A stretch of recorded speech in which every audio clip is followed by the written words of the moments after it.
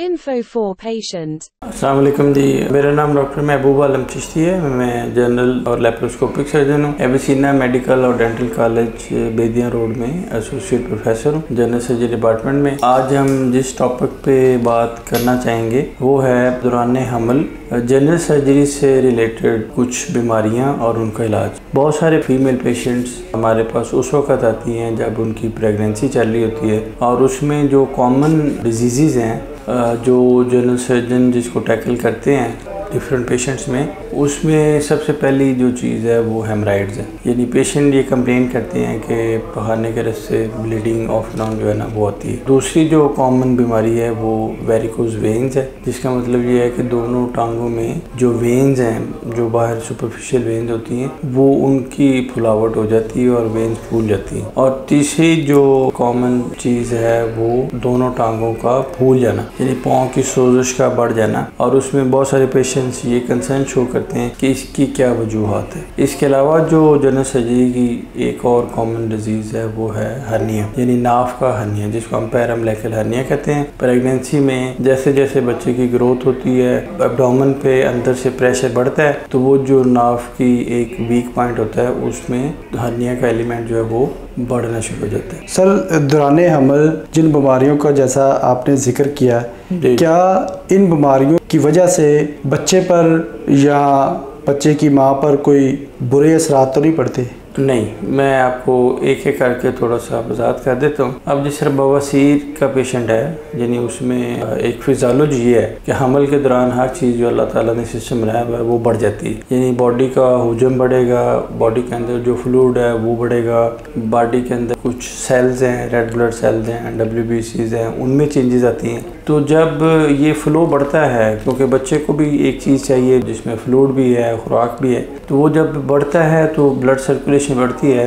तो हेमराइड्स जो हम उसकी तारीफ़ करते हैं वो जो होता है कि खाने वाली जगह पे वो चीज़ें हैं, वो स्ट्रक्चर है जिसमें खून की शरीयानें फूल जाती हैं और वो उसकी वजह से वो कुशन जो होते हैं, एनल कुशन, जो हमारे पखाने को कंट्रोल करने में हेल्प करते हैं, वो बढ़ जाते हैं। तो प्रेगनेंसी में जो फ्लूइड है बॉडी में वो ज़्यादा हुआ तो वो हेमराइड्स डेवलप हो जाते हैं। और दूसरी बात ये है कि थोड़ा सा जो प्रेशर बच्चे का, जैसे जैसे बच्चा बड़ा होता है तो उसका प्रेशर जो पेशेंट है, फीमेल पेशेंट, उसके जो वीनस सिस्टम है, जो बड़ी वेन है IVC इंफीरियर वेना केवा, उस पर जब प्रेशर आता है तो उसकी वजह से भी नीचे तक प्रेशर जब जाता है तो उसको जो हेमराइड्स है वो डेवलप हो जाते हैं। दूसरी जो डिजीज़ हमने कही वेरिकोज वेन वाली, का फिनोमेना भी इसी तरह ही है। और वो जो वेन्स हैं वो तो जस्ट टांगों के बाहर होती हैं, उसका बच्चे से कोई उस तरह का ताल्लुक नहीं होता जिसकी वजह से बच्चे पे कोई इफेक्ट है और इसी तरह माँ पे कोई इफेक्ट है। पाँव जब सूजते हैं उसमें भी कोई ऐसी चीज़ नहीं है जो माँ और बच्चे के लिए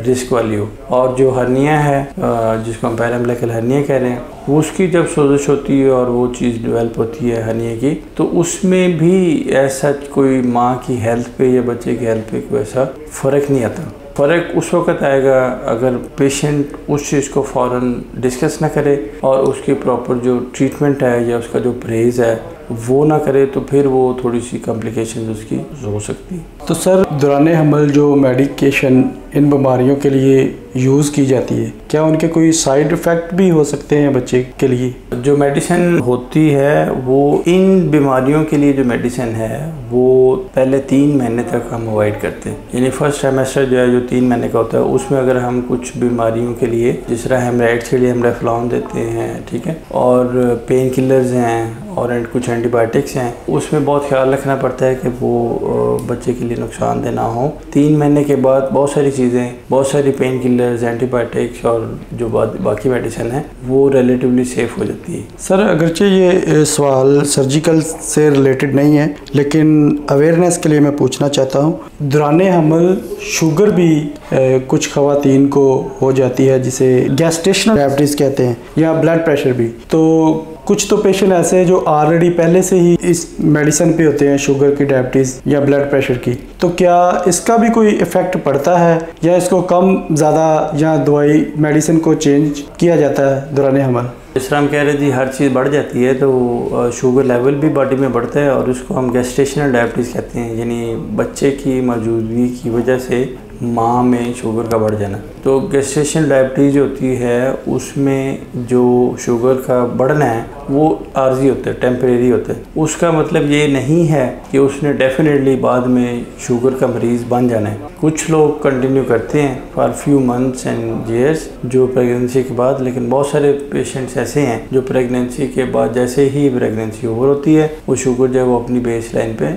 नॉर्मल आ जाती है। और इसी तरह ब्लड प्रेशर के मरीज़ हैं तो वो भी उसका तल्लक भी डायनामिक्स से है और कुछ खाने पीने के लिए बात परहेज़ी, उसकी वजह से वो ब्लड प्रेशर भी बढ़ता है। और बहुत सारे पेशेंट हमने ऐसे देखे हैं कि जिनको बाज़ का पता नहीं होता कि शुगर हो गई है हमल में, स्पेशली बंदा अपनी केयर करने में लगा होता है और उसको इस तरह का टाइम नहीं मैनेज होता या उस तरह के सर्कमस्टांसेस नहीं मिलते, तो वो बेसिकली शुगर और ब्लड प्रेशर दोनों बड़े होते हैं और उनकी वजह से उनकी अबॉर्शन जो हैं उनका रेट भी बढ़ा होता है। बहुत सारे पेशेंट जो है 2-2, 3-3, 4-4 दफ़ा अबॉर्शन उनको करनी पड़ती है इंट्रायूट्राइन डेथ की वजह से। यानी शुगर और ब्लड प्रेशर दोनों बच्चे के लिए मोहलक हो सकते हैं अगर वो कंट्रोल्ड ना हो। तो इसलिए रूटीन में गायनेकोलॉजिस्ट को दिखाना, उनसे फॉलोअप करना और टाइम पे जो है शुगर चेक करना, ब्लड प्रेशर को चेक करना ये ज़रूरी है ताकि उसकी कॉम्प्लिकेशन से बच्चे पे असर ना आए। अच्छा सर, अगर किसी को हर्निया का मर्ज़ लाहक हो जाता है दौरान हमल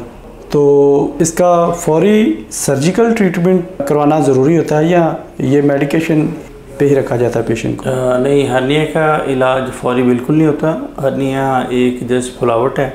जैसे बच्चा बड़ा होता है और उसमें पेट में प्रेशर आता है तो नाफ वाली जगह चूँकि रिलेटिवली वीक होती है as compare to other body, तो उस जगह से वो जो गैप है वो नाफ वाला बढ़ जाता है और वहाँ से अंतड़ियाँ या चर्बी यानी स्मॉल बावल और जो ओमेंटम है उसमें से बाहर आना शुरू हो जाता है। तो इसके लिए फ़ौरन इलाज की ज़रूरत नहीं होती। ये अगर हर्निया तंग नहीं कर रहा यानी उसमें पेन नहीं है या वो फंस नहीं गया जिसको हम ऑब्स्ट्रक्शन कहते हैं, तो फिर उसका कोई फौरी ट्रीटमेंट करने की ज़रूरत नहीं होती। पेशेंट आराम से जो अपना पीरियड है वो गुजारे, प्रेगनेंसी हो, ओवर हो, चाहे नॉर्मल है, सिजेरियन है, उसके बाद फिर हर्निया का प्लान किया जा सकता है और वो डिपेंड करता है कि उसका साइज़ क्या है और सर्जन की एडवाइस क्या है। सर, अगर खुदा न खास्ता जिन बीमारियों का हमने जिक्र किया है वो बीमारी कोई सर्जिकल बीमारी है और उसका कोई इमरजेंसी सर्जिकल ट्रीटमेंट करने की ज़रूरत पड़ गई है, तो इसका कोई साइड इफ़ेक्ट होता है बच्चे पर या माँ पर? जी, एक जो कॉमन प्रेजेंटेशन है वो अपेंडिसाइटिस भी है। प्रेगनेंसी के पेशेंट्स में कुछ पेशेंट आते हैं जो second month, third month, second trimester यानी 5-6 महीने हो गए हमें, डिफरेंट सिनेरियोज आते हैं। तो उसमें अपेंडिसाइटिस के लिए जो हमारी रिकमेंडेशन होती है वो ये होती है कि इसको निकाल देना चाहिए, अपेंडेक्टमी कर देनी चाहिए। लेकिन अगर आप उसको डिले करेंगे प्रेगनेंसी के दौरान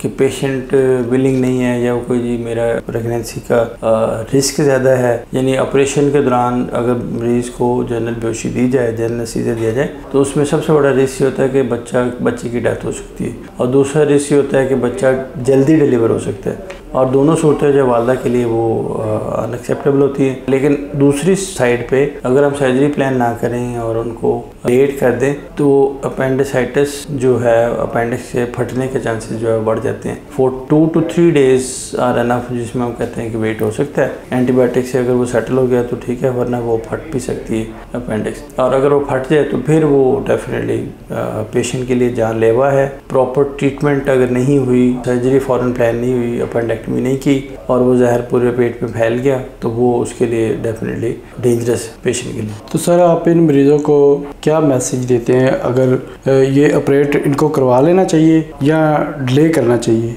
मैसेज ये है कि प्रेगनेंसी इटसेल्फ एक ऐसा मामला है जो बड़ा सेंसिटिव है। मरीज़ जो है वो पेन में होता है, प्रॉब्लम्स हैं, वॉमिटिंग हो रही है और इस तरह के बहुत सारे इश्यूज़ हैं। तो उसमें अगर एक चीज़ ऐसी डेवलप हुई है तो उसमें जो सर्जन से रिलेटेड है, मेडिकल डिजीज़ तो और भी हो सकती हैं, जिस तरह हमने डिस्कस किया कि उसमें वेरिकोज वेन्स हो सकती हैं, हेमराइड्स हो सकते हैं, उसमें नाक का हर्निया, पेरिनेकल हर्निया हो सकता है, पाँव वैसे फूल सकते हैं और अपेंडिसाइटिस हो सकता है। तो उसमें सबसे पहली चीज़ ये है कि उसकी एडवाइस फ़ौरन ले लें।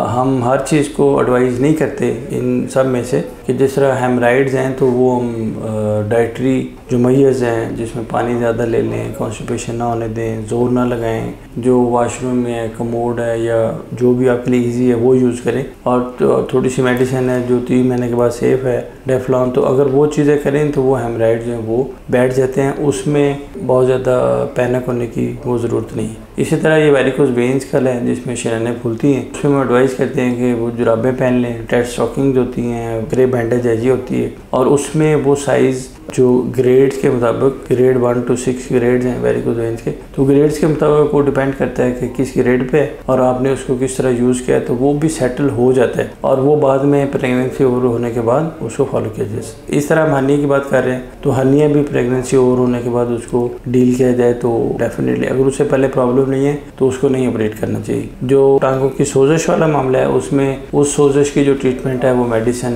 ही है और उसमें वो भी टाइम जैसे ही प्रेगनेंसी ऑफ होती है और ऐसा सब चीज़ें जो है वो नॉर्मल आना शुरू हो जाती है। इन डिजीज़ की एडवाइस लेने के लिए निप the able in the bird वाली बात है कि जैसे ही प्रॉब्लम फील हो कि एक चीज़ डेवलप हुई है और चूँकि वो सेंसिटिव मामला है प्रेगनेंसी का, तो उसको फ़ौरन आप दिखा लें ताकि उसके मुताबिक उसकी मैनेजमेंट हो सके। तो सर ये जो सर्जिकल इश्यूज़ हैं ये पेशेंट को प्रेगनेंसी की वजह से होते हैं या प्रेगनेंसी से पहले ही इनका प्रॉब्लम चल रहे होते हैं? मरीज़ हमें हिस्ट्री देगा कि वो जो बीमारी उसकी है यानी ब्लीडिंग हो रही है बहाने के ज़रिए, तो वो हेमराइड्स की हिस्ट्री उसकी पहले से है या प्रेगनेंसी के दौरान डेवलप हुई है, वो हम उसकी हिस्ट्री से ईजीली उसको डिफाइन कर सकते हैं। जिस तरह वेरिकोस वेन्स का भी कर सकते हैं, पेराम्बलिकल हर्निया का भी कर सकते हैं। पाँव पे सोजिश जो है वो लेस लाइकली है कि पहले से वो प्रेगनेंसी की वजह से इंड्यूस्ड होती है, तो वो प्रेगनेंसी का हिस्सा ही है। और इसी तरह जो अपेंडिसाइटिस है वो डेफिनेटली पहले हो सकता है, पहले उसको एक दफ़ा एपिसोड हुआ हो, मेडिसिन ली हो, ठीक हो गया हो, अब इस वक्त वो दोबारा स्वेयर अटैक के साथ आया, तो उसको प्रेगनेंसी में ये रिस्क हम नहीं लेते कि उसको हम लेट करें या कंजर्वेटिव करें, वो इन टाइम जो है उसको कराना पड़ता है ऑपरेट। सर जैसा कि आपने कहा कि बच्चे के लिए भी डेंजरस हो सकता है ड्यूरिंग द प्रेगनेंसी ऑपरेट करना, ख़ास तौर पर अपेंडिक्स का, तो आप क्या रिकमेंड करते हैं कि करना ही चाहिए या इसको डिले किया जा सकता है? नहीं, डिले तो नहीं किया जा सकता। अगर एक ऐसी हेमराइड्स ऐसे हैं जो बहुत ज़्यादा ब्लीड कर रहे हैं तो उसमें फिर आपको डेफिनेटली वो सर्जिकल इंटरवेंशन करना पड़ती है और उसमें फिर जो भी इंजेक्शन लगाएं उसमें बैंड करें, उसको बांधें, काटें, बड़ा ऑपरेशन करें, आपको उस तरफ जाना पड़ता है। अगर कॉम्प्लिकेशन वेरिकोस वेन बहुत ज़्यादा फूल गई हैं और वो ब्लीडिंग होना शुरू हो गई है तो उसकी भी सर्जरी डेफिनेटली ज़रूरी है। वो फिर हमें वेट करना पड़ता है कि वालदा कितनी सेहतमंद है, बच्चे का स्टेटस क्या है, गायनेकोलॉजिस्ट का ओपिनियन क्या है, उसके मुताबिक फिर डिसाइड किया जाता है कि उसको कैसे मैनेज करना है। पेराम्बलिकल हर्निया अगर तंग नहीं कर रहा, वो आराम से अंदर बाहर हर्निया जा रहा है, तो उसको वेट डेफिनेटली किया जा सकता है। लेकिन अगर वो खुदा न खासा फंस गया, ऑब्स्ट्रक्ट हो गया, स्ट्रैंगुलेट हो गया, पेन बहुत ज़्यादा बढ़ गई है, तो फिर उसकी इमरजेंसी सर्जरी जो है वो बनती है। तो ये डिपेंड करता है कि सर्जिकल डिजीज़ जो भी हैं हमल वाले पेशेंट्स में, उसमें उनकी अलामात क्या हैं, मरीज़ को तंग कितना कर रही हैं। अगर वो सिम्टम्स हैं, तंग कर रही हैं, तो फिर उसकी ट्रीटमेंट जो है वो सर्जरी की इंटरवेंशन जो है वो करनी चाहिए। Thank you very much sir. Thank you.